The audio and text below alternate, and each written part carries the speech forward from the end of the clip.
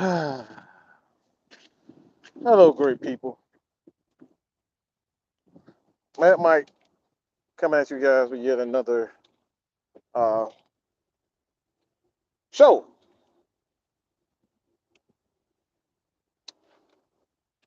Um, I just want you guys to know that I'm sorry in advance. I'm sorry that I have to yell, scream, curse people out.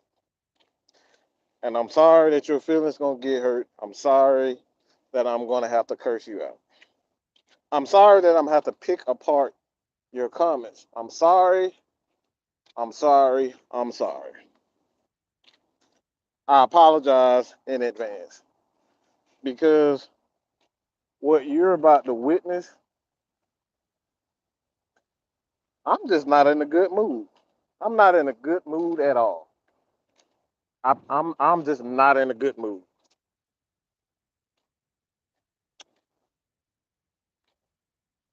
What I've been seeing the last few days and months, is just I'm just pissed off. Okay, I'm just gonna be real. I'm just pissed the fuck off.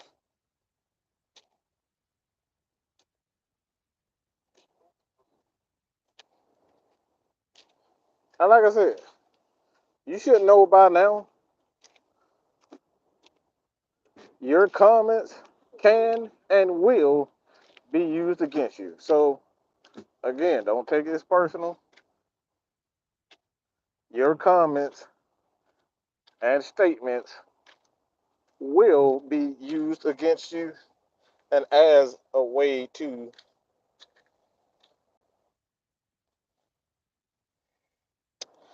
yeah, your comment is going to be rude. All right, so I'm gonna just say that I'm tired.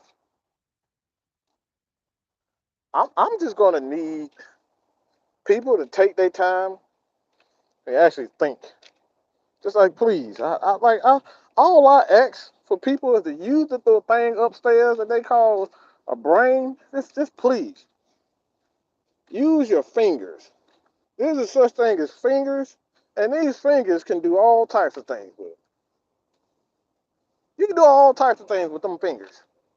You can rub, you can point, you can press buttons, but I don't want you to rub. I don't want you to point. I want you to press a button. Press a button on your phone, computer, laptop, desktop, whatever. I want you to use those fingers to press information, letters, numbers, and do this thing called research. Okay? Do this thing called research. That's what I really want you guys to do. Take the time out to do a fucking research because it's getting to the point where either you're a Falcons fan or you're not a Falcons fan. Like it's just like, did you even take the time out to really think about the things that we say? Do we take the time out to really, think about things and do the research before we say certain things? Like I said, I appreciate everybody who supports Matt Mike Sports and Atlanta Falcons Nation. I really do. I appreciate everybody who, um, but this is one of the comments. All right, this comment in itself, coming from Simon Davis, like it didn't. This is his comment was just the icing on the cake because I've been hearing this for quite some time. I've been hearing this for quite some time. This is the type of comment that I've been hearing, and it's so aggravating because people don't take the time out to really think about what they're saying before they actually say it. People really believe that you can just cut a player and somebody else gonna magically be better than this player.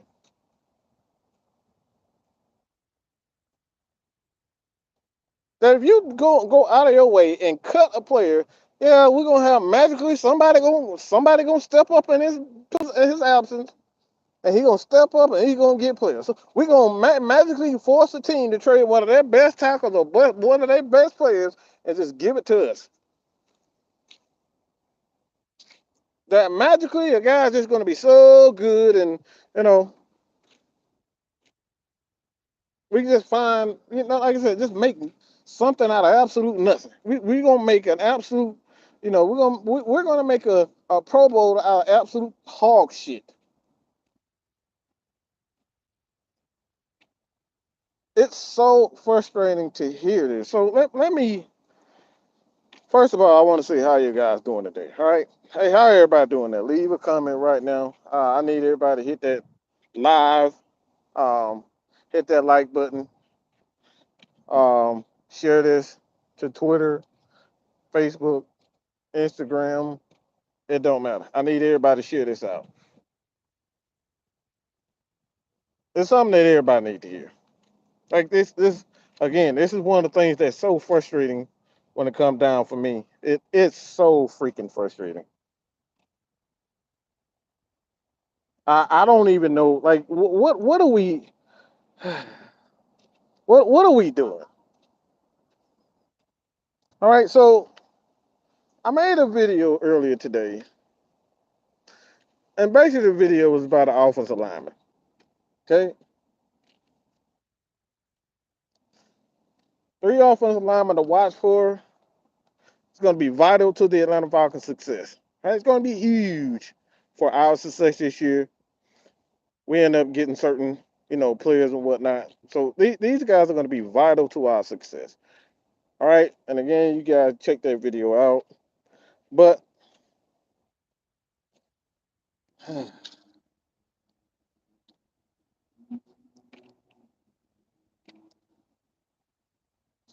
Samuel Davis left this comment.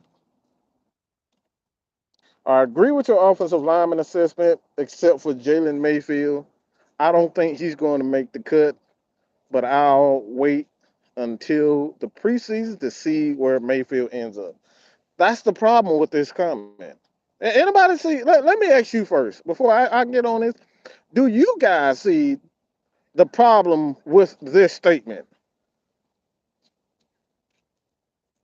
Yeah, that's a better. First, I want to ask that question. What do you guys see with this statement? What do you guys see what's wrong with this statement? If there's anything wrong with this statement, what do you see what's wrong with this statement?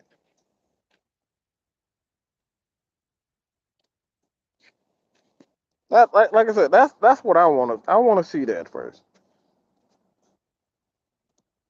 Like I said, what's up, Ghost Pepper, William Amy?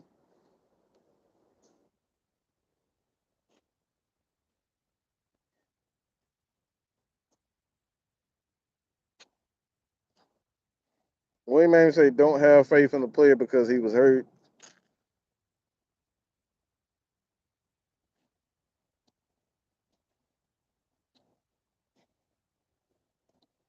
Ghost Pepper said it's what's good. Falcons fans in general. Um, like I said, that's the fucking problem that I have. Like my thing is why the fuck are we always talking about the past? Y'all act like this man fucking you act like he was the sole reason why the Atlanta Falcons offensive line was so quote unquote bad. And even when he was playing, he did not play fucking terrible.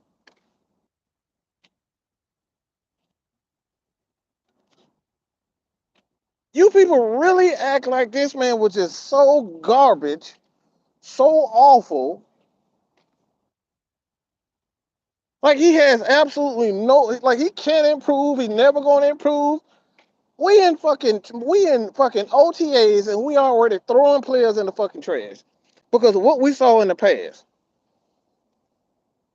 And then we didn't even get to see him last year because he had a back injury. And the crazy part about this statement, the crazy part about that on top of it is that we have more belief or trust in the player like Eddie Goldman, who didn't play all last year, And we just know Eddie Goldman was. We just know for sure that Eddie Goldman is just going to don't rock the party, rock the party. Y'all act like he going to rock the party. We don't even know if he's going to decide to even continue to play. But we ready to throw Jalen Mayfield in the garbage.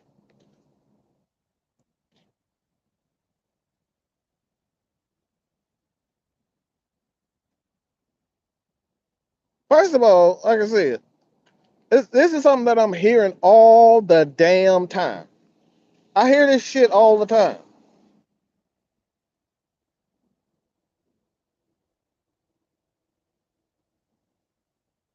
Yeah, I believe in everybody except Jalen Mayfield. Matt Bergeron has not played a single freaking game, yo. Yet we have more hope for him than we have for Jalen Mayfield. That's the problem. How the hell can you have hope in a player we haven't seen play, has yet to play a single game in the NFL, but we're ready to throw Jalen Mayfield, who played in an NFL game and he played quite well against certain against NFL talent. We know that what he can do. We've seen it. But we haven't seen a damn down from Matt Bergeron, but you're ready to throw Jalen Mayfield away, just ready to throw him away for what? Look, that this is the stuff, this is the shit that I'm talking about. This is why I get so fucking angry, is because we ready to throw players away for what? They have no reason. No, they have no backup plan. They have no thought behind that. We just gonna get rid of this guy because of what he's not. If he's not a fucking Pro Bowler, we ready to trade him away. We're ready to give him away because we drafted another guy. Yeah, let's get rid of him too.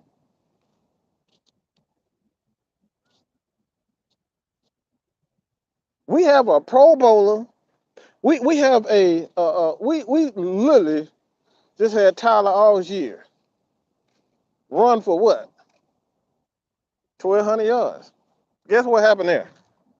Yep, Falcons fans want to get rid of him too. Why? Because we had Bijan Robinson. Like this is the stuff that I ought to be talking about. Just because we got one guy, or we drafted a guy, or we signed this guy, doesn't necessarily mean we need to get rid of him.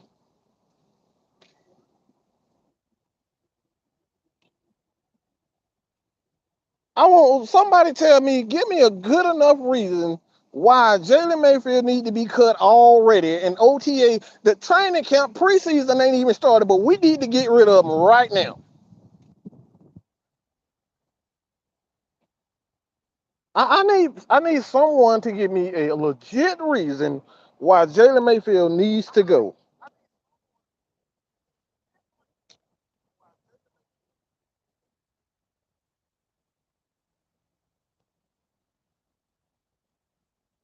Like I said, I'll wait for you guys. I'm like I said, I really want to know this.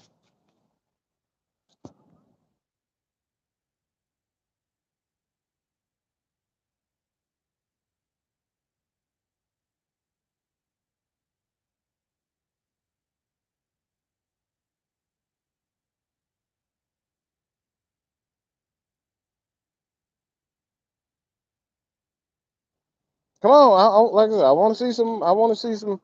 I want to see some. I really want to see some answers. Somebody show me something.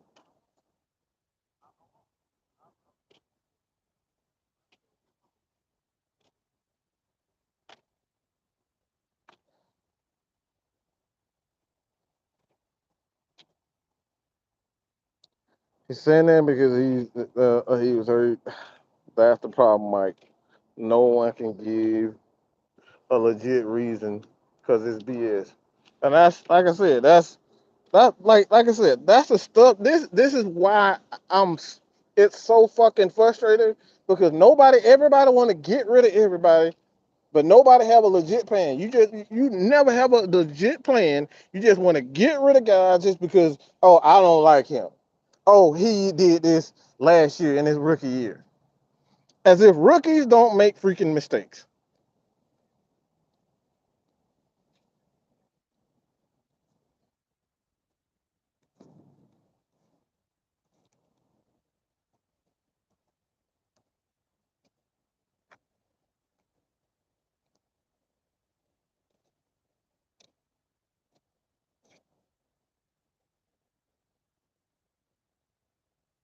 And like I said, the problem that I have, there's no logic and no reason behind getting rid of Jalen Mayfield.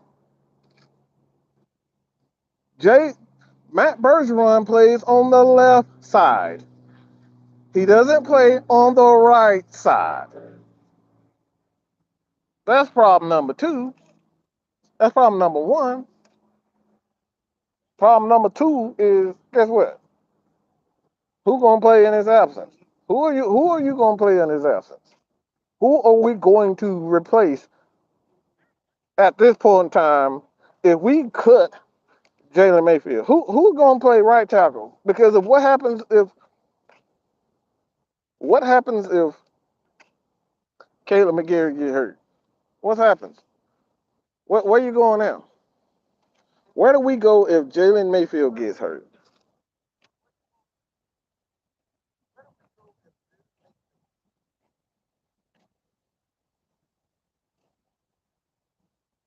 Who's going to play right tackle? Who's going to play left guard? If we get rid of Jalen Mayfield, who's going to play right tackle? Who's going to play guard? Because Jalen Mayfield can do all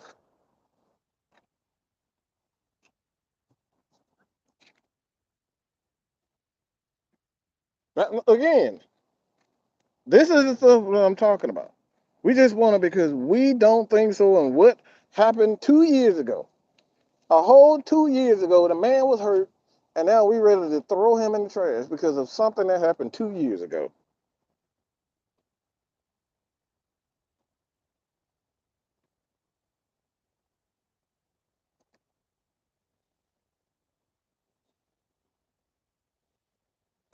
Three Dirty, you tell me what the pros and cons. Like I said, I already have the answers. I'm looking for you guys. What are the pros and cons of keeping? Well, let's just say what's the pros and cons of just having Jalen Mayfield?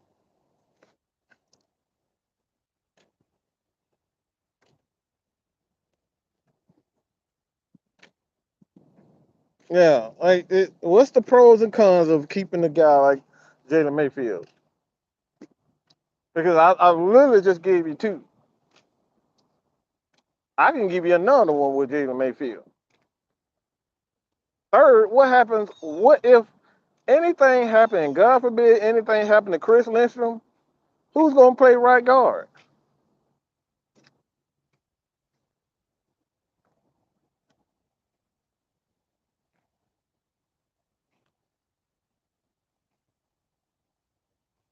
Hmm? Anybody want to take that? Anybody want to take like what happens?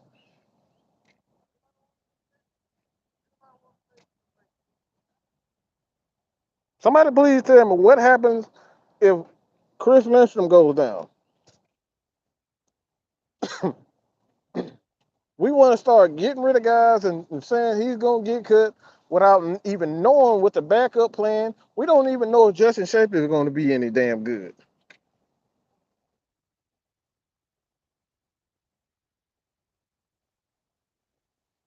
See, again, that's another damn problem. Nobody has any answers.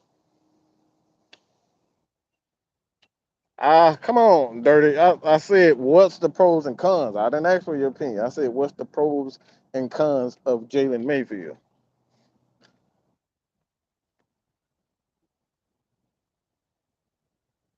I'm not. I'm saying, what's the pros and cons?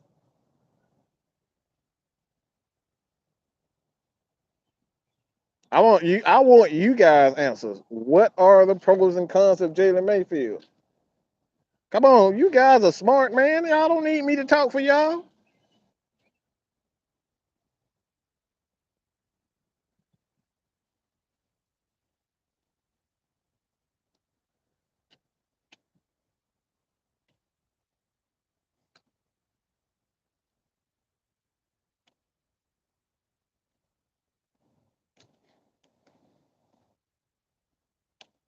Come on, guys. Come on, you guys are intelligent. What's the pros and cons? Y'all type like y'all look. Y'all be typing 15 words a minute, a second. If I start talking about Matt Ryan and Lamar Jackson, but y'all can't tell me Anything about Jalen Mayfield?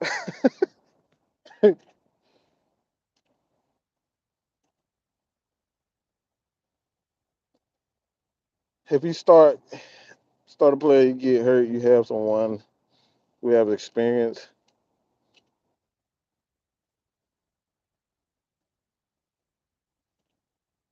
Cons if Chris get hurt, you got good. Good, yeah, I like that. I like that. William Amy, I like that. That's the thing. Again, that's another thing that I'm talking about. People like we forget injuries happen. Injuries in the NFL happen. It happens all the time.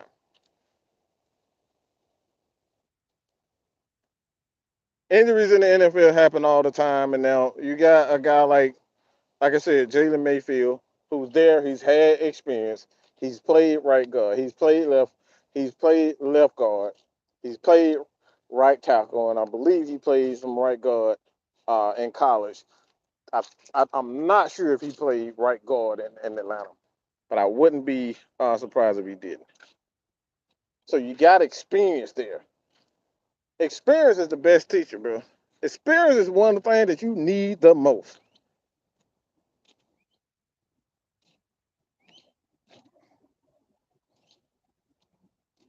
And I apologize for YouTube being so fucking retarded.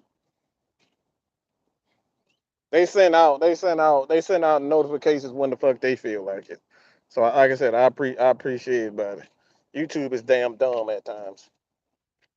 They'll send a damn a notifications 15, 20 minutes after the damn show done started. So um if you guys don't know already, just hit the Discord. Join the Discord. Hit up J Rock. Hit Noah on Twitter. It just hit me on Instagram, Twitter, and I'll let you guys know. Update you guys on it. Come on, man. What kind of question that is, bro? We go live every day. Come on. Okay, so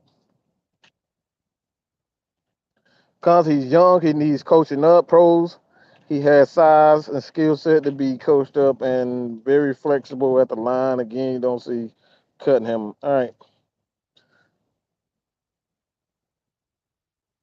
Average strength. You think? Hold on. Who was that? Dartmouth? Is that the scouting report on Jalen Mayfield that he has average strength and awkward running style? He has potential. It's like,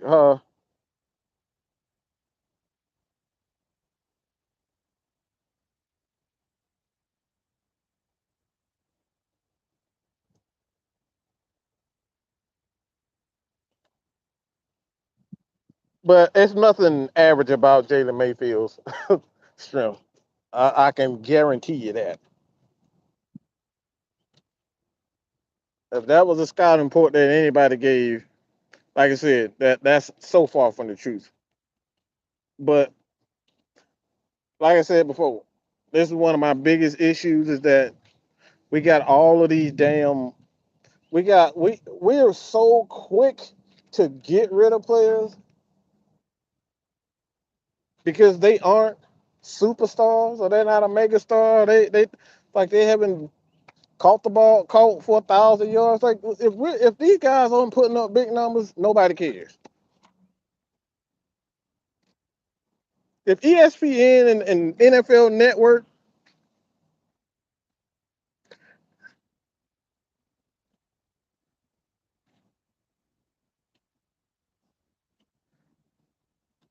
oh yeah, I'm tired of the content creators not giving you respect. Hey man, look, it's all good as far as that is concerned. Y'all give us the respect that we need. Uh, they like I said, they can look at them. They can't look at themselves at night and say, they one thing they will never tell you. They'll never tell you that they didn't get exposure here. That Mike never taught them how to do certain things from SEO, learning how to structure your content, how to even develop a character. They'll never tell you that. even said content creator that y'all see with the country accent and the yeah, all that stuff is something that it was somebody else's. So the content creator that we talking about, Big Low, is really somebody else's character. Yeah, yeah, that's somebody else's character. That's somebody else's idea. And you saw him last. You see him on our show on a daily basis. Well, probably not a daily basis, but you see him quite often, especially on Twitter. And that's Mr. LT.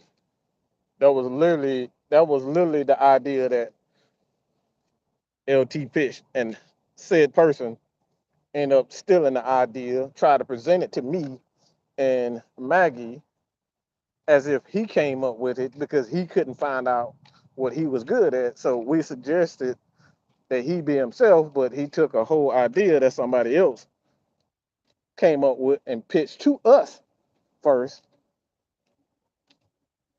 So yeah, all from the comedy, all that type of stuff. Yeah, that was for somebody else.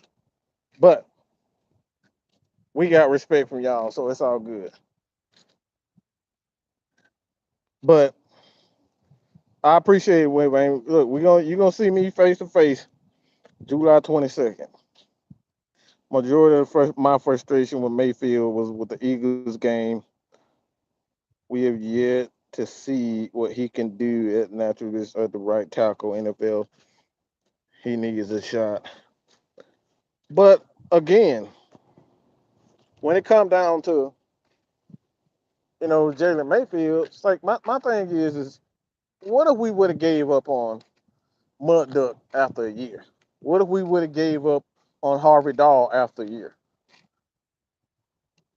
What if we would have given up on guys like Foye Olakun? Y'all remember Foye Olakun? Or Luakun? However you want to see it. What if we would have gave up on those guys in year one, year rookie? Rookie did. We would have just given up on all of them. What if we would have given up on? What if the the San Diego Superchargers, they would have given up on a guy like um, Michael Turner? I know they had LT, and it was like, yeah, he did his thing, but like, what they said, nah, we're gonna get rid of him. We're not gonna really get anything from that from him.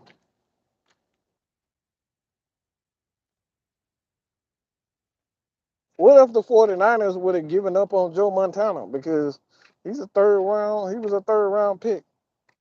And a lot of those guys didn't even, a lot of those guys didn't have a lot of those guys didn't even have especially Joe Montana, um, Steve Young, those guys didn't even start the first couple of years. And then you have um, Aaron Rodgers. Aaron Rodgers didn't start for the first 5 years, 3 years of his career. Yeah, he didn't start the first three of his career. Like this again, these are the things that we talk about.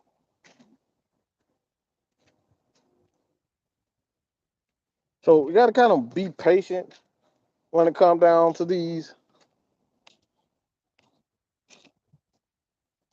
guys, and not be so quick to throw these guys in the trash because guess what? We don't like them, or they didn't develop at a rapid pace. Guys like Cordero Patterson wouldn't even be in the league if teams would have just given up on him. Guys like Eric Williams, Devin Hester. Like anybody remember Devin Hester? Because he was not a very good wide receiver. He was definitely not a good cornerback. What if the Bears would have said, "Yeah, you suck at wide receiver. Yeah, you suck at cornerback. Let's just get rid of you."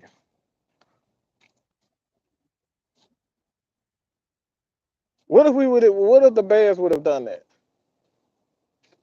What if the let's just say Jonathan Babineau, pretty good coming out. Um,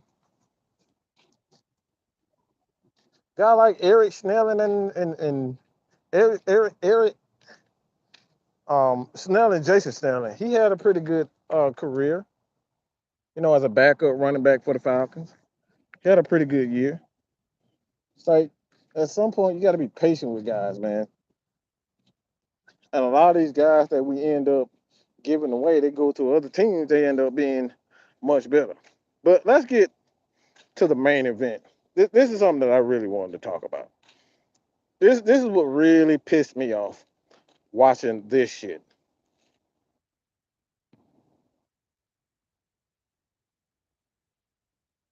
No, it wasn't nothing average about CP.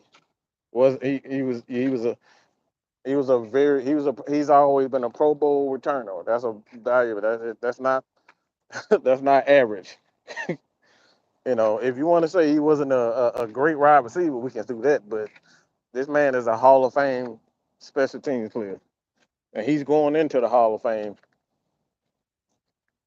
And he could go into the Hall of Fame for his special teams alone, much like a uh, uh,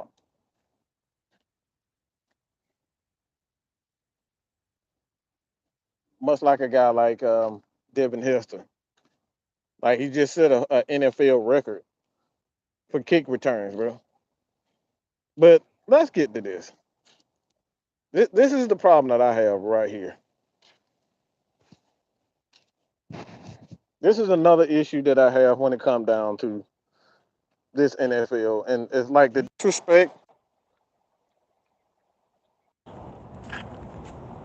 Yeah,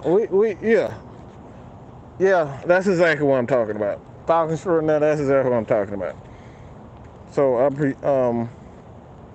this shit right here. You got to be out your fuck. See, this is why PFF get laughed at. This is why they still at this point they can't even tell you what the hell their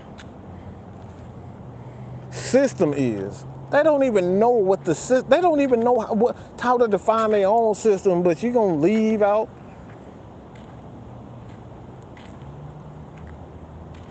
Let's start with number one. Okay, let's start with number one with Sauce Gardner. You got to be out your fucking mind. This you got to be out your fucking mind to say he's better than a guy like let's just say Jair Alexander. The dude ain't better than Jair Alexander. You got to be out your fucking what numbers are you looking at? See, the problem what I have with these numbers is this. The problem that I have with him being number one is because you totally leave out the fact that a lot of most of these corner on the team benefit from having a defensive line.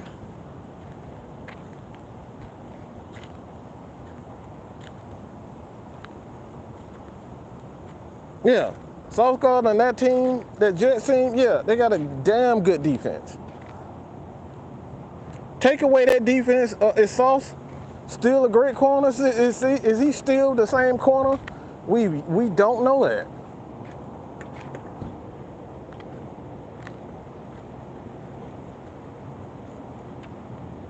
If you take away that defense from Sauce or that defense in front four, is he the same corner? Nobody knows the answer to that question. Why? Because it never happened. And after 1 year, we want to sit up here and say Sauce is the best corner in the league. What fucking numbers are you? What? This is the stuff we're talking about. With these empty ass numbers, y'all have this grading system that's ain't worth a shit because you can't even explain it.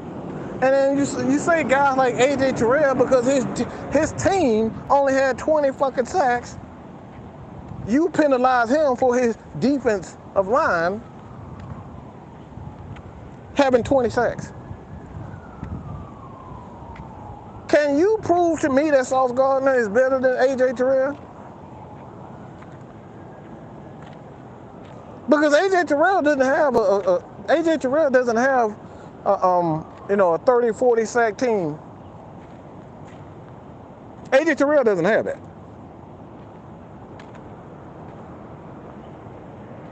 Yeah, AJ Terrell doesn't have a elite front seven.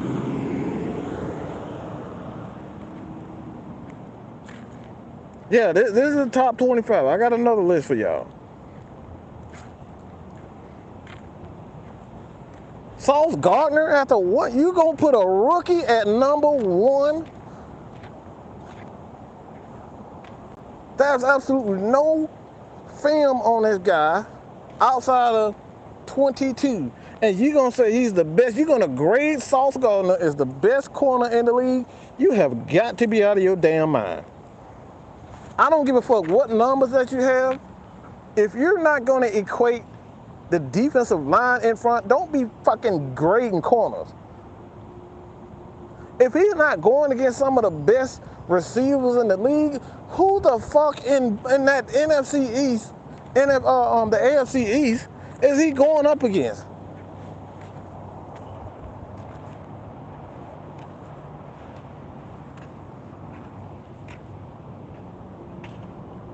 Because Miami got a bunch of little dudes, and all they do is run damn slants. I'll give Miami have a good wide receiver core.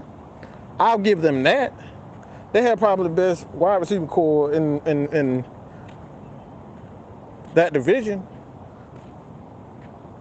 possibly in the NFL. But Miami, New York, Buffalo, Sauce Gardner going against these guys. They don't. Most of the teams that's in that division, they run the ball a hell of a lot.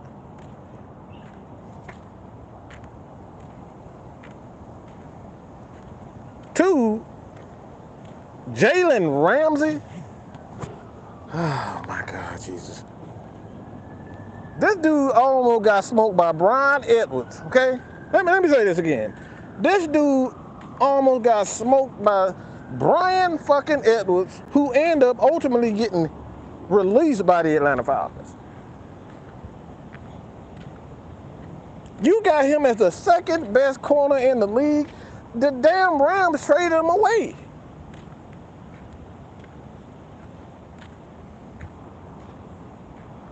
The Rams traded this guy away, okay?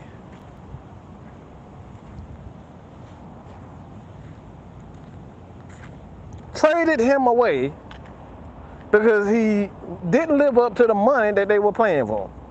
And let's keep that real. That's exactly why the Rams, it had nothing to do with, it had very little, I would say, to do with, yeah, it had very little to do with money. That wasn't the main issue with him. They traded away Jalen Ramsey because he fucking sucked. He got his ass smoked in the playoffs when they won it. He got his ass smoked last year.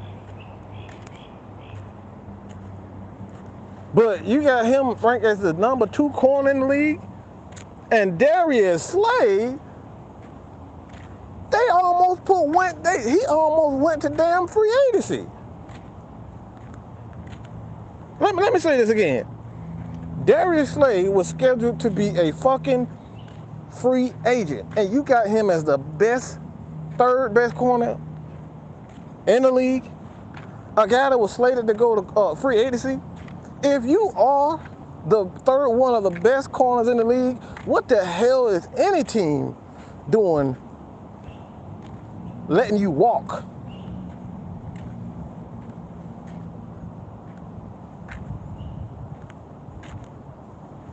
Bruh, it gotta be Madden rating, bruh. What's up, Chuck? Like, Darius Slay was literally, Philadelphia, the reason why Philadelphia ended up re-signing him is because they couldn't go out and get anybody else.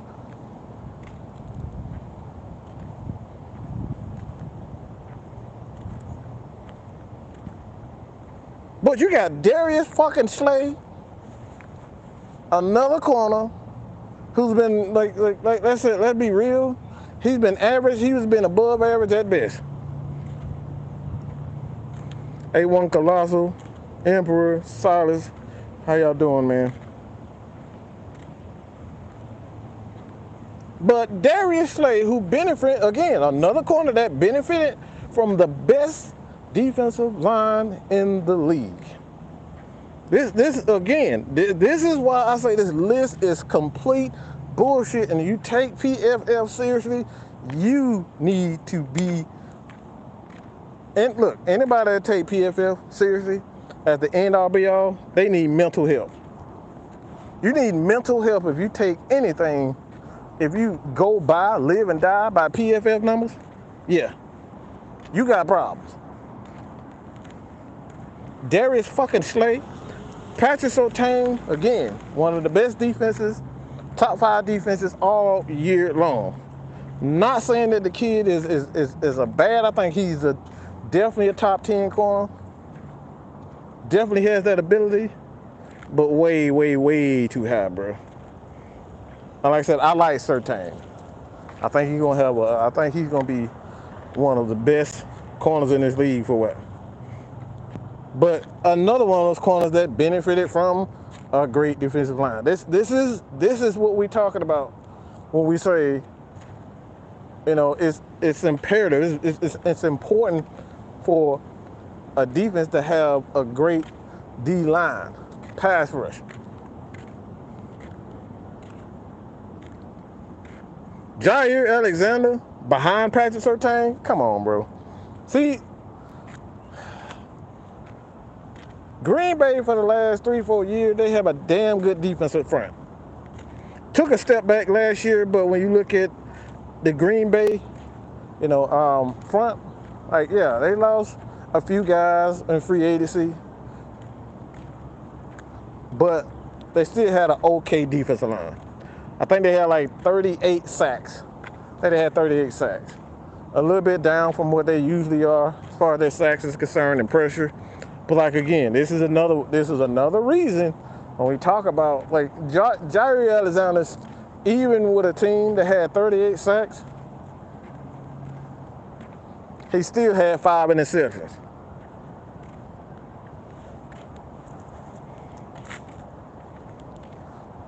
He still had 5 interceptions. Again, how can you look into my eyes and tell me with a straight face that Darius Slay is better than Jair Alexander?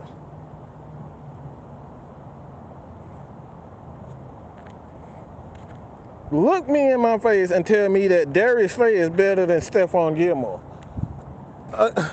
Come on, bro. Stephon Gilmore has been a top corner ever since, you know, for at least 6 years. This guy been a top corner in the league for at least 6 years. But you got Darius fucking Slay at 3. Again, what crack are y'all on, bro? Y'all smoking that good, and I don't want none of what y'all got.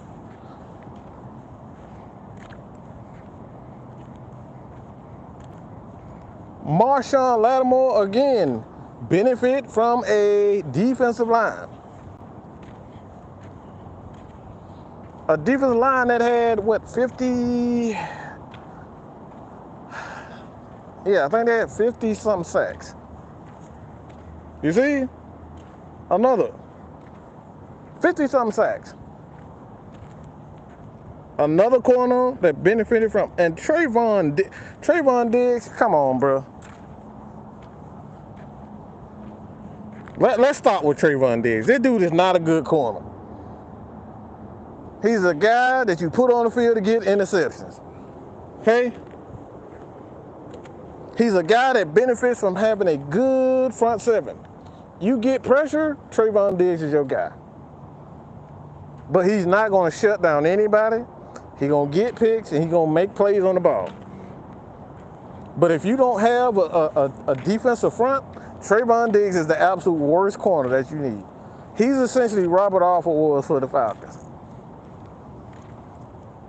One corner you did not want on the field with no pass rush is Robert Alford. That's what Trayvon Diggs is. He's the absolute worst corner in the league when it comes down to if you not having a pass rush. If you don't have a pass rush, Trayvon Diggs is not a guy that you want on your team. He gonna get you 3 or 4. He'll get you 4 interceptions just because he's a good a ball hawk. He sees the ball, he makes plays on the ball, but he's not a good cover corner at all. The dude literally gave up he gave up 1,000 yards himself.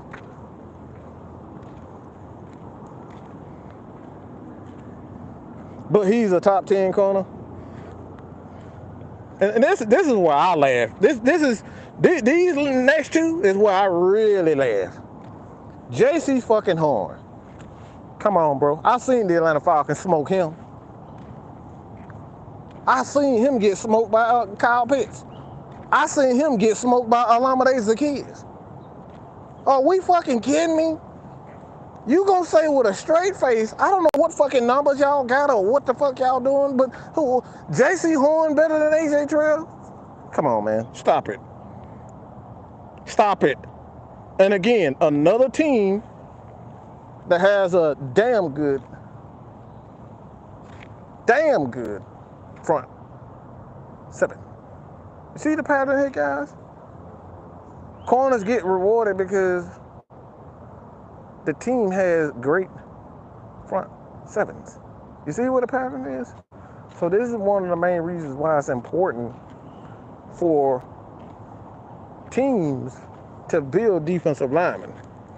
JC Horn better than AJ. Like I said, it's comical to see how the disrespect for this Atlanta Falcons team is. It's fucking sad. And who the fuck is Jamel Dean? Let me say that. Who the fuck is Jamel Dean? He's a fucking zone corner. He's a press corner who benefited from another team that had 45 plus sacks. You see, again, you see it for yourself. I've seen this guy get smoked by Olamide Zaccheaus and a rookie Drake London. Look, again, we've seen it. It's on tape. Jamel Dean is a press corner. He has a great D-line to rely on. He doesn't have to cover. He doesn't have to cover long.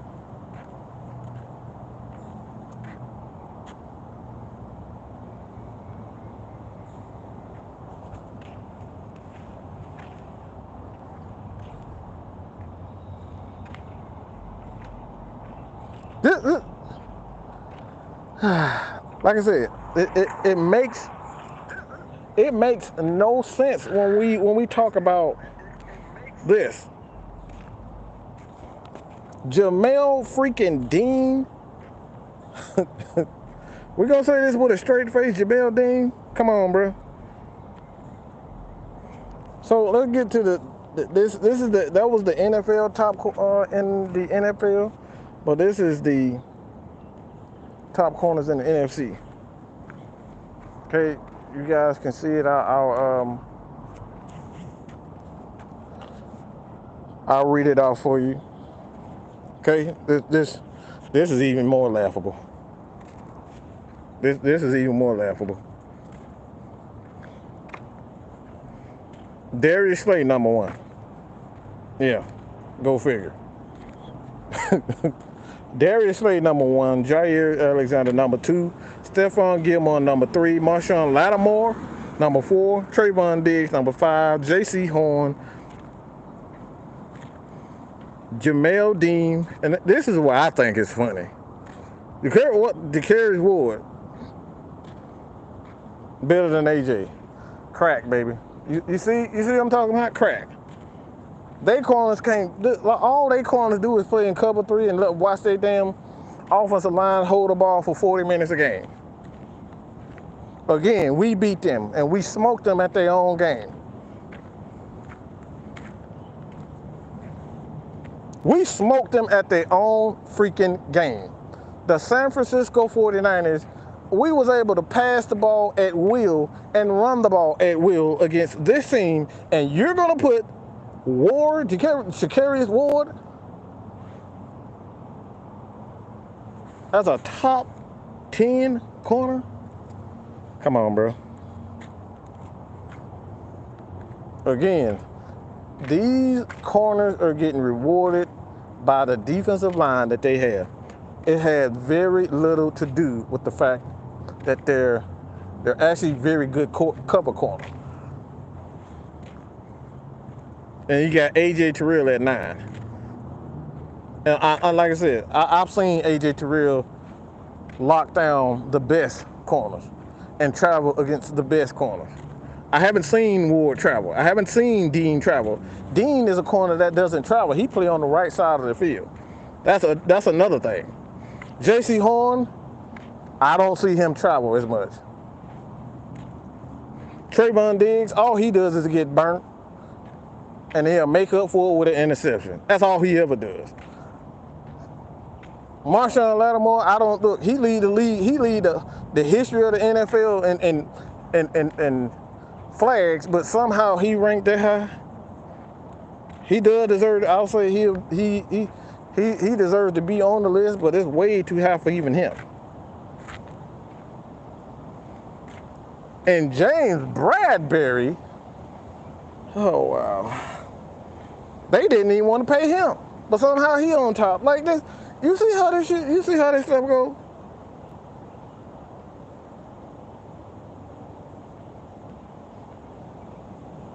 Who in the hell says James Bradbury is a top 10 corner?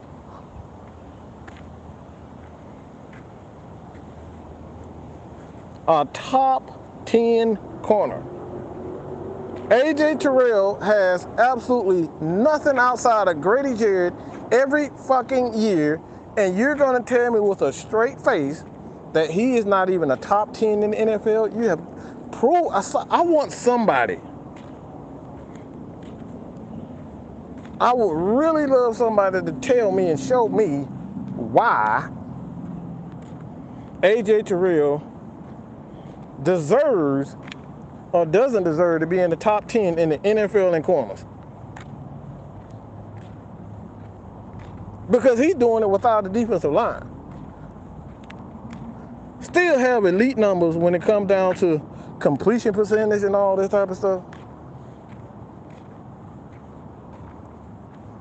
And I think one of the things that they take into consideration, which I think is just complete hogwash, is that corners that get interceptions.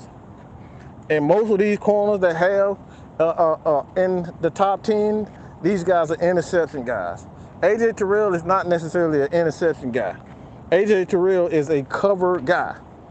That means he's going to stick to his man, and more often than not, these guys are going to hold. They're going to catch the ball 5 to 7 yards, if that.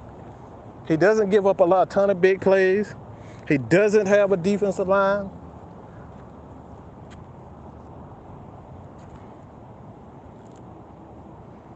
All those corners have something in common. They had legitimate pass rush, will make their job a lot easier. And see, that's the point that I'm getting to, Blake. Ghost Pepper. That's exactly the point I'm getting to. I can say almost every one of these corners on this list have a top 10 sack total. Darius Slay with the Eagles, obviously. Green Bay, they was in the middle of the pack. Probably a little bit towards the bottom half of the middle of the pack when it comes down to the sacks. I think they had 38 sacks, if I'm not mistaken, the Green Bay Packers. So, like, anybody who legitimately, two guys that legitimately deserve to be on this list is Stephon Gilmore and Jair Alexander. Even, like, at this point, I will put Stephon Gilmore as the best corner in the league. He and Jair Alexander, those are 1-2.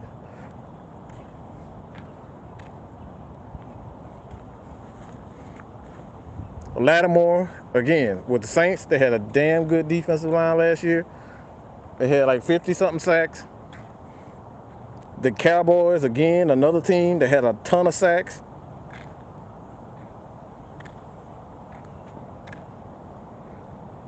Then you got the Carolina Panthers, again, that's another high sack total team. San Francisco, another high sack team. Dean with the Bucks, another high sack team. The only person in the NFC on this list that did not have a top sack team is AJ Terrell. And Bradbury had no look. Just to see Bradbury's name on here is just ridiculous.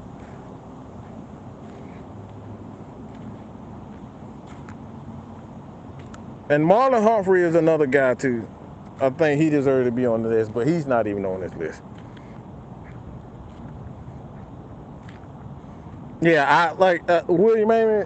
Look, I don't think anybody in their right mind can rap to bring themselves to say J.C. Horn is better than A.J. Terrell.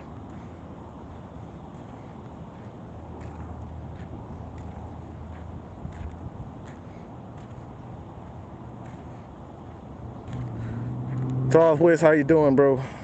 Southside. And that's like I said, this is what it comes down to. These guys, all they care about at this point in time, if your team is good and your team had a high ranking total, yep, you get it. That's the problem. And like I said, that was my issue the entire time.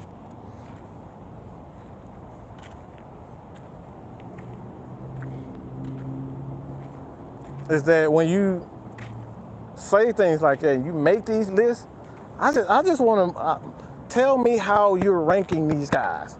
How does this go? How do you say with a straight face that a rookie with a pretty good defensive line, like I'm gonna be honest, I'll say this, I think corners with great defensive lines, I think most of those guys should be penalized. I think any corner that has a great defensive line, I think most of those guys should be penalized at least a point. I think any corner, when it comes down to these rankings, if you have an elite, if your defensive line gets a ton of sacks, you should be penalized for it. There's no reason why a corner like an AJ Terrell, who has damn good numbers, with a D-line that doesn't get sacks, shouldn't be ranked higher than the guy that does. Their team gets a ton of sacks, and he gets more points than the guy that doesn't get it, and still has damn good numbers when it comes down to completion percentage against. So if you don't have an elite pass rush, I think you are more so a top corner than the top corners are. Your job is a lot harder when you know you got to cover a guy for 2 seconds than a guy who knows that they have at least 4 seconds, sometimes 3 to 4 seconds to cover their guy.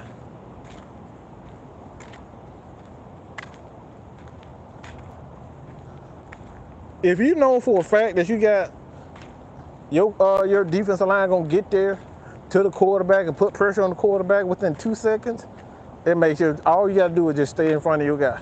If you just play press coverage and stay in front of the guy for 2 seconds, your job is a whole lot easier. But if you know, like an AJ Terrell, you gotta hold a guy for 3 to 4 seconds, come on, man. How is that not great coverage compared to a guy that's only gonna cover for 2 to 3 seconds, for 1 to 2 seconds?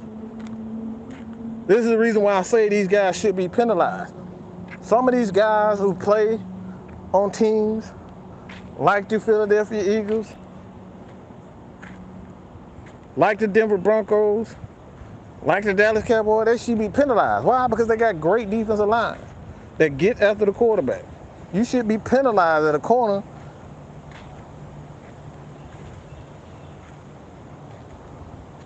That doesn't tell much about your ability.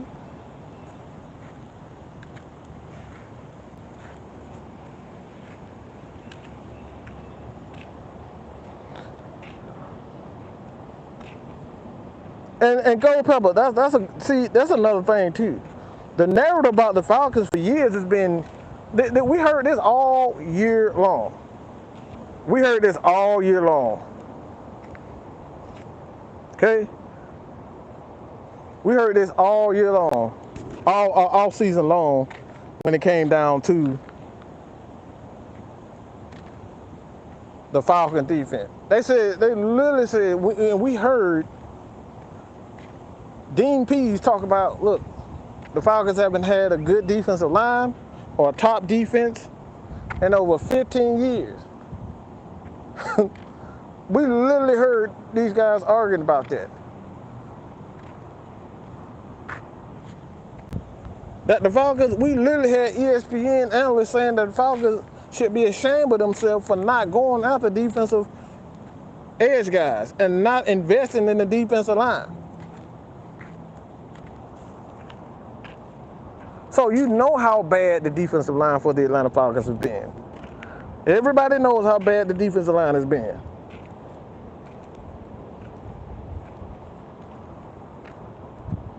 So that's, again, even more reason to say A.J. Terrell is a top 5 corner. To be honest, because the top corners in this league, these guys play with great defensive line. They play with great defensive talent. It makes their job so much easier if you don't have to cover for 3 to 4 seconds, 3 to 5 seconds. Sometimes A.J. Terrell has to cover for at least 5 seconds. I think we've all seen that. Especially playing against, obviously, the little guy that we have on our team, and he's the quarterback, Taylor Heineke. He was running back behind the damn line, running sideways, backwards. He's like he was playing damn pickup ball against little 5th graders, playing against our defensive line. Hell, we saw it last year with Justin Fields with the Bears last year. We ended up winning the game, but that dude was just running sideways, backwards, and every damn thing. We couldn't even get after him. So that's all the more reason why A.J. Terrell is a top 5 corner. Easily.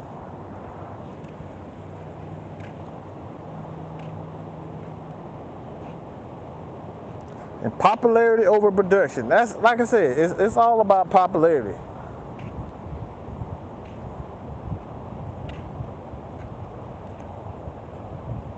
And Falcons extraordinaire, that's where I have the biggest freaking problem. I am disgusted.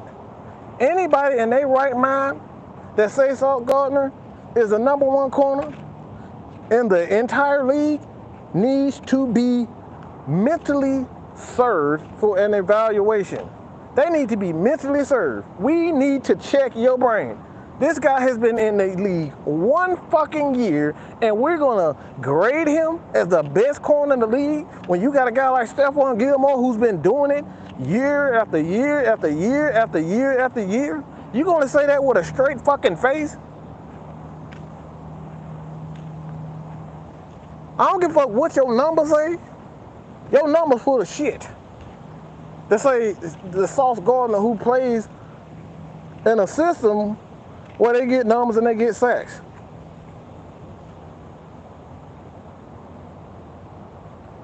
Not saying the kid isn't a good corner, because he's a good corner. I think he's going to be a great.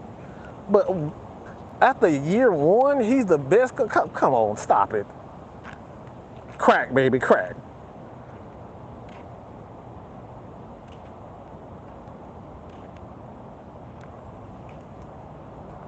Y'all see, the problem is y'all just like saying y'all like just saying his name. That's what the problem is. Y'all in love with his name, Sauce Gardner.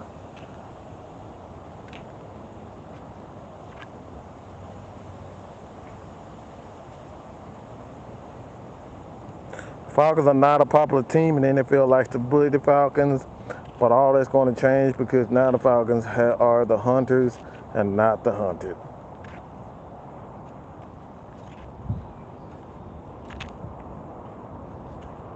One thing I say about the Falcons this year that I think a lot of people should really focus on is that it's at this point in time, the Falcons have everything that they run, and he kind of said it earlier today, and that we're going to stick to our core values. The core values for the Atlanta Falcons is to get after the quarterback, stop the run, and we're going to run the damn football. Those are the core values for the Atlanta Falcons. We're going to use the offensive line and the defensive line.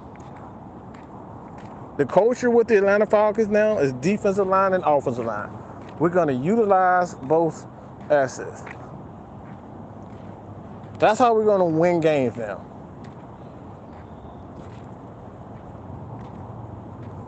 And we're going to eat up a lot of clock. I heard, I believe it was 92-9 a game. Might have been the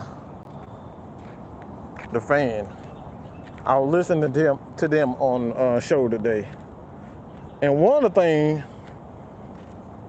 that kind of just like I laughed at when he said it is that are the Falcons going to stop with these long, drawn-out drives? Yeah. When are the Falcons going to quit these long, drawn-out drives? And I said to myself, I was like, why the hell why would we want to stop that? I said to myself, why are you so, like, this is stuff we're talking about. Y'all want to be so, look, y'all want to be these damn Instagram models with the big fake asses and makeup and all these fucking, that's what y'all want. Y'all want the Odell Beckhams who dancing all in the damn mirror and doing all this shit. We scoring 90 points in a game. That's what y'all want.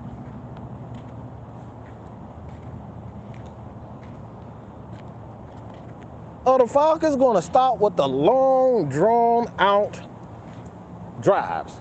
And I said to myself, why the fuck are you mad because the Falcons have long drives? I'd rather have a long drive than no fucking drive at all. 3 and outs? Yeah, we know what that felt like. Especially with Matt Ryan and we having no offensive line and no running game. And people are literally complaining about Arthur Smith's offense because we have so many long, drawn-out drives. Bro, it's the craziest shit. This is one of the main reasons why this is why this channel exists, because of the shit that we hear on this radio and the shit that we hear from the media. Who the fuck gets mad because the team has long, drawn-out drives? I thought the objective of the game is to keep the ball out of the other team's hand by any means necessary. Nobody complains about Kyle Shanahan running the ball 40 times and passing the ball 19 times in the game. Nobody complains when Bill Belichick throws the ball a total of 4 times in the damn game and wins. Nobody complains about it, but when Arthur Smith does it, everybody got a freaking problem. That's not football. We don't want to see this type of stuff. It's fine when we look at King Henry does it. It's fine when Tennessee does it. It's fine when Baltimore does it. But when the Atlanta Falcons do it, it's a fucking problem. Arthur Smith needs to change his offense. This is a long, boring offense. This is not an effective offense.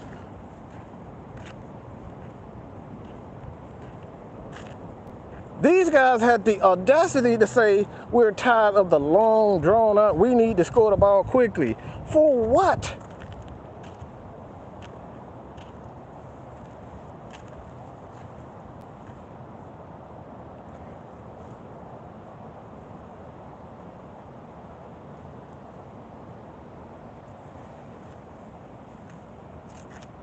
Why do we have to, look, again, these are the things that we talking about.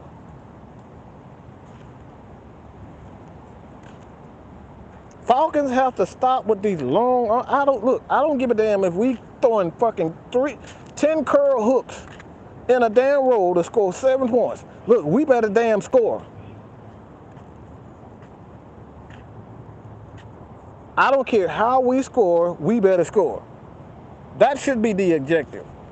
Not whether or not we throwing the ball 15 times in the damn quarter and scoring 35 points in it. Because guess what? If we score fast and the other team score fast, what's the point?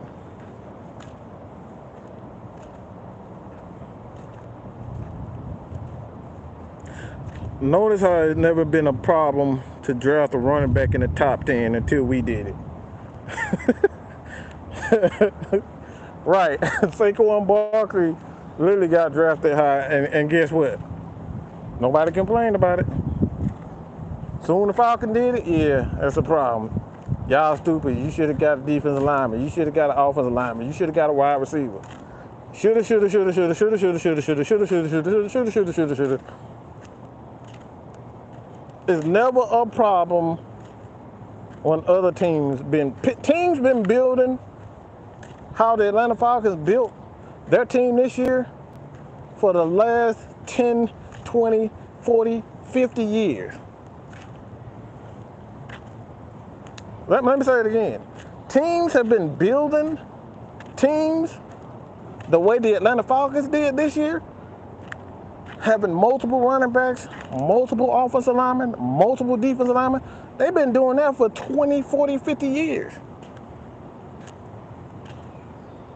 But somehow it's a fucking problem when the Atlanta Falcons do it. It's hilarious, bro.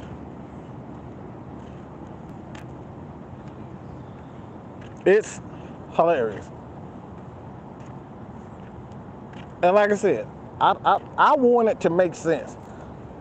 If you're gonna have a top list, at least tell me how you came to that conclusion. That's all I ask. It's the same thing we ask for these content creators. Don't just say, all right, we need to get Lamar because I'm tired of losing. Don't say we need to get Lamar Jackson because we need to, build up the fan base again. Like, what the fuck are you talking about?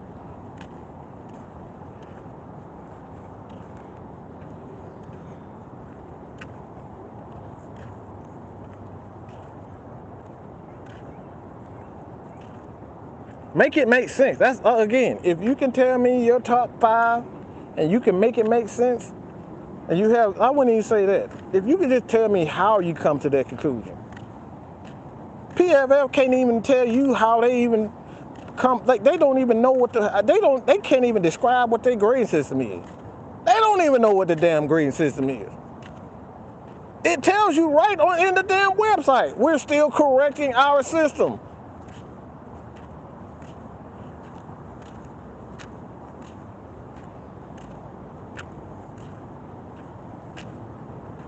So, like I said before, I just want people to tell me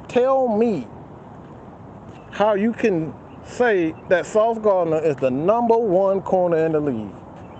Why? Because he got a damn Gucci Man chain around his damn neck. What the fuck motherfuckers look at a damn chain on his neck and say, yeah, he got style. The fuck I care about his style? He got that big ass chain on his neck and now everybody's jocking him. Saying he the best corner in the league. Oh man, look at that chain, man.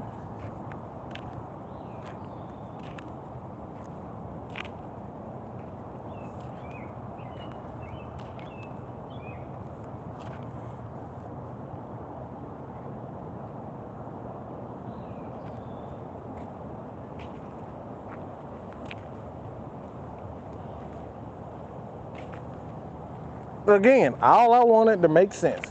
That's all I've been saying. We just want to ask questions.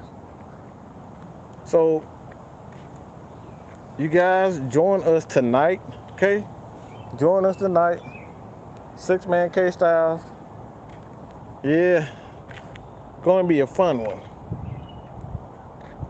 Remember, Pitts was announced the best tight end prospect ever, but when we drafted him, we should have drafted Jamar Chase. Like the narrative always changes. I saw one list that had Jalen Hurts ranked ahead of Pat Mahomes as the better quarterback. Man, if anybody try to tell me that Jalen Hurts is a great quarterback, I'll tell them they fucking retarded. The RPO system is designed to make sure that the quarterback makes safe and easy throws.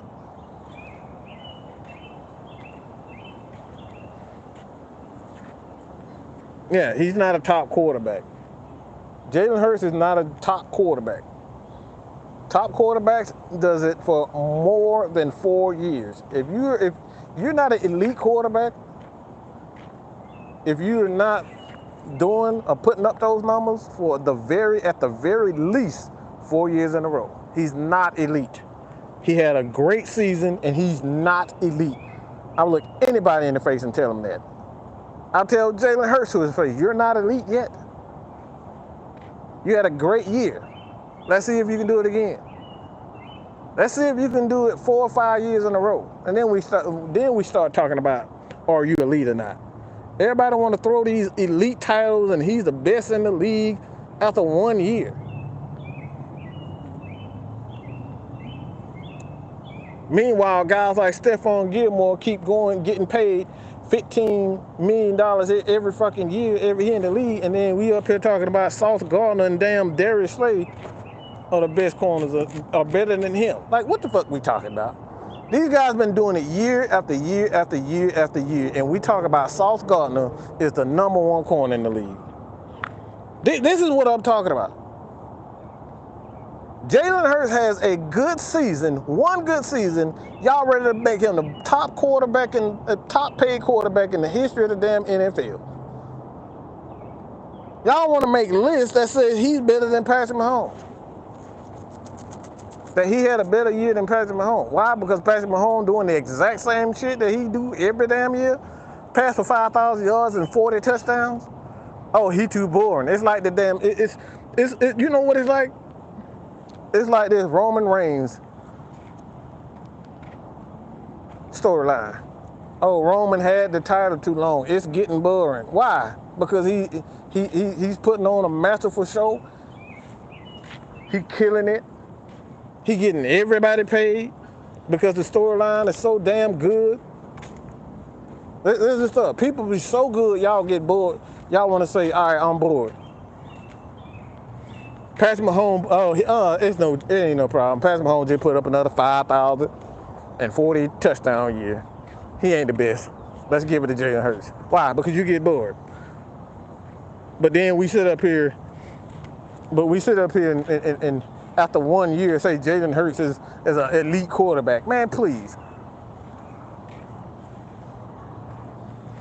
That man got 55 damn wide receivers on that team, but we saying Jalen Hurts is the best.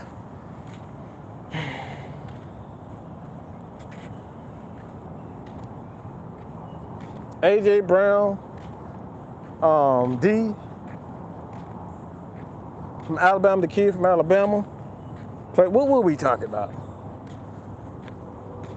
Tell me when a quarterback is elite when he can do something outside,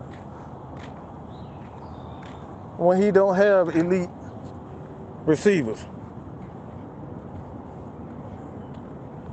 That's when a quarterback is elite. When he doesn't have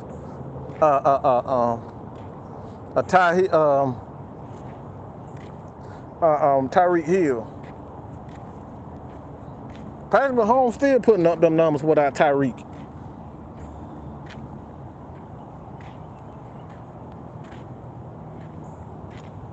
Take those weapons away from Jalen Hurts and see what he does now. See what he does without AJ. See what he does without Smith. See what he does without the offensive line. Then we talking about elite. You put a bunch of elite players, very great players around a quarterback, and then he have a good year, and then say he want to label him elite.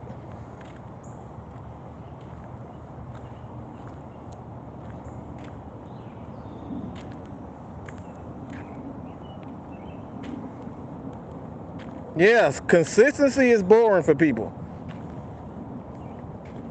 Yeah, see, this is, and then see, what's the problem with that?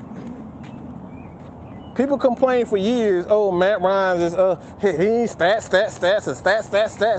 Here you go, Matt Ryan, he just stat Ryan. And then when you get a Marcus Mariota who can't pass for 200 yards in a damn game, you want to say, oh, goddamn, we need to draft a new quarterback. You praise stats to lift quarterbacks, and then turn around when guys have been doing the consistency saying, all right, he boring. He sucks. He always do the same thing. We still don't win. Yeah, this is stuff we talking about. But again, it's the hypocrisy. Everybody can have an agenda for what they want.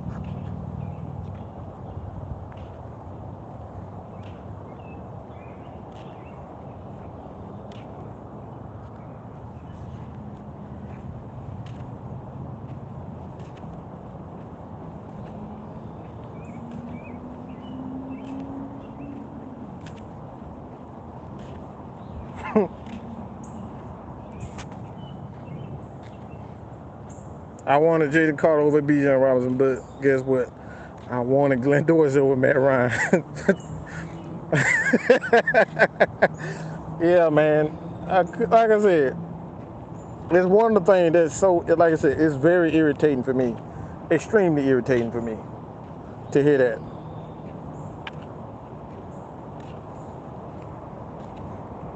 We want to put a guy like Jalen Hurts on the top of the list and pay him $200 million after a single season where he's played great.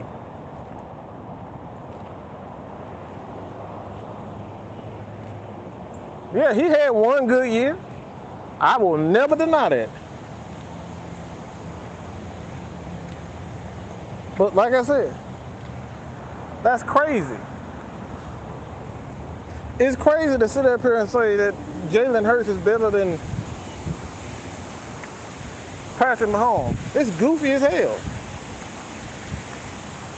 1 year, we already saying he's elite.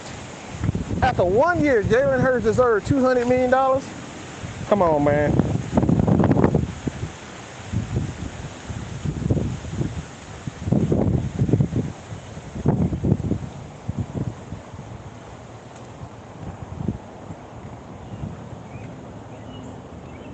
Matt Ryan threw for 4,000 yards 10 straight years, and fans started calling him Stat Ryan.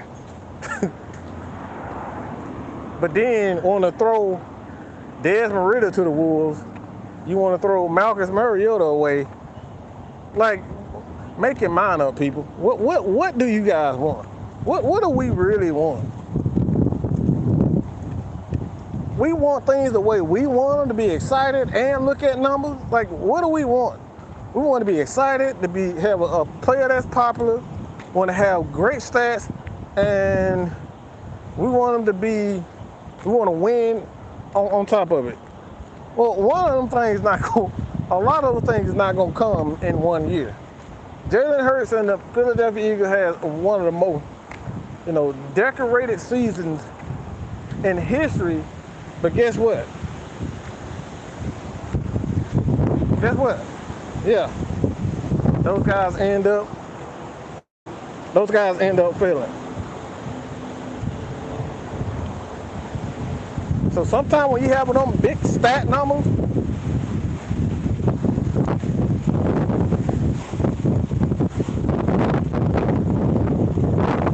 something don't happen. And oftentimes you don't win. So if you want great players, sometimes them great players are not going to win. And we've seen that time after time. How many great quarterbacks you know that have had great numbers and they end up losing year after year after year? Aaron Rodgers come to mind almost immediately. Matt Ryan, Peyton Manning. Like, these guys have had great numbers all their career, but like, they didn't win. These guys didn't win. So, like I said before, man, I'm a head out here and dodge this storm. I'm headed back home. everybody for joining us. Y'all stay safe out there. Here in Atlanta, we got some thunderstorms on the way. So everybody stay safe out there, man. Get home on time. We will be going live tonight, 8 o'clock, 6-Man K-Styles. Head over to his channel. Let me get here. Yeah, it's about to go down.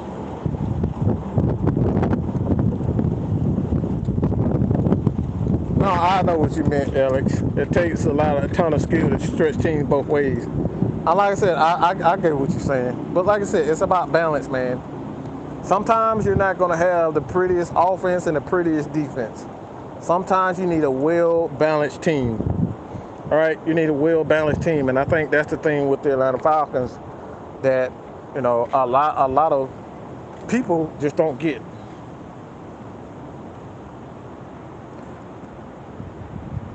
But yeah, I'm headed back to the house, so I don't get caught in the rain.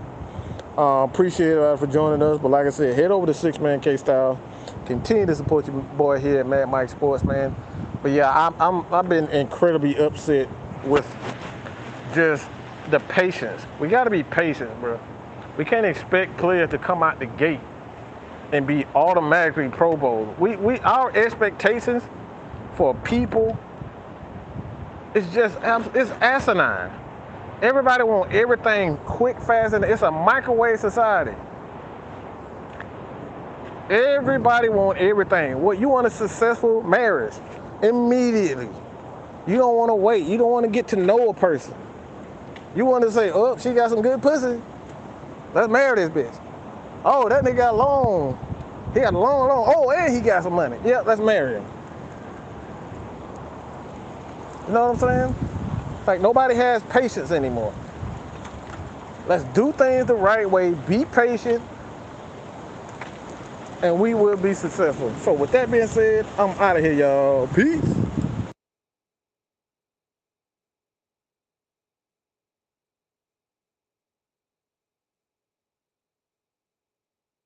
Too that we have over there. But I'm out of here, man. Good God. Yeah. I'll holler at y'all guys. Later. Peace.